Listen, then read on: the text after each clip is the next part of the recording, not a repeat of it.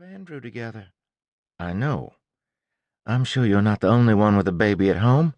Just go in there and tell them you need more time. But, sweetie, it doesn't work that... When she started up again, she was so loud I had to pull the phone away from my ear. I looked at Chris and rolled my eyes. He smiled uncomfortably and gestured, "Do you want me to go?" He was cool that way. A good guy with a wife of his own. I hardly ever saw him outside of work, but if someone had asked, I would have told them he was good people. I shook my head, still listening for April to take a break. Chris leaned back and turned up the volume on his car's stereo. He was listening to a news station, and I heard the newscaster say something about the flooding down in Houston. Then I heard something about volunteers from the Red Cross being attacked and beaten by the flood victims they were trying to save. I didn't really catch it because April was still going strong.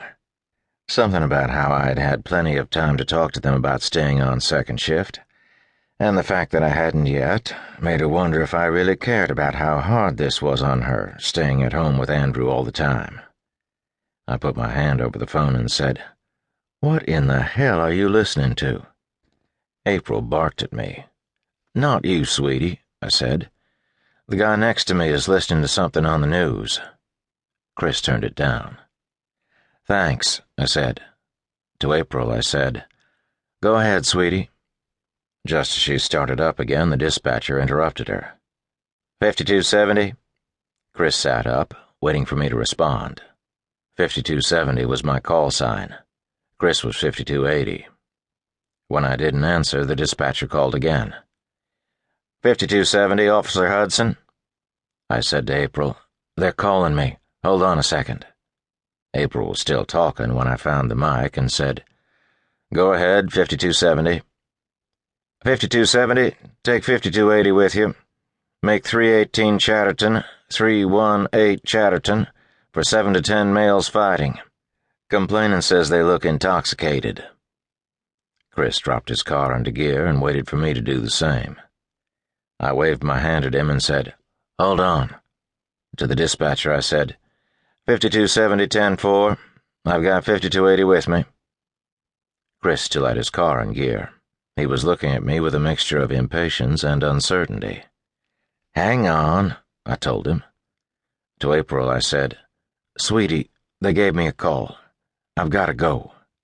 "You weren't even listening to me, were you? When are you going to talk to them about staying on second shift?" "Soon." "Your transfer expires next month." "Come on, hon. I've got to go." "Fine." But her tone said it wasn't fine. It was very much not fine, and I was going to hear about it later. I put the phone down on the passenger seat, leaned back, and covered my face in my hands. She wore me out, and I had to take a second to regroup before I left for my call. All I needed was to take that frustration with me and then have it erupt during an argument with some drunken asshole. Officers go to internal affairs for stupid mistakes like that. "You okay?" Chris said, but I knew he meant it was time for us to get moving. "You're too eager," I told him. "Let them fight it out. By the time we get there, they'll be too tired to fight us." The newscaster on Chris's car stereo was talking about rioting again. I only half listened to it, though. Like most people, I'd grown numb to the terrible destruction that had been all over the news for the last month.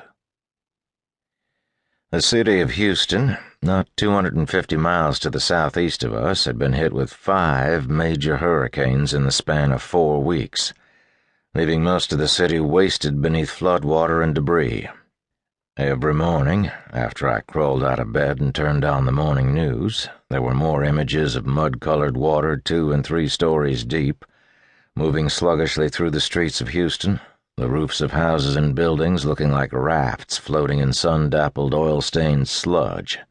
And of course there always seemed to be blackened and swollen corpses drifting through the wreckage. The news had taken a lot of heat for showing all the dead bodies. They claimed they were trying to be discreet about it, but there always seemed to be corpses just the same. Some of the guys from our police association had gone down to Houston to help out, and they all said that it was the worst thing they'd ever seen.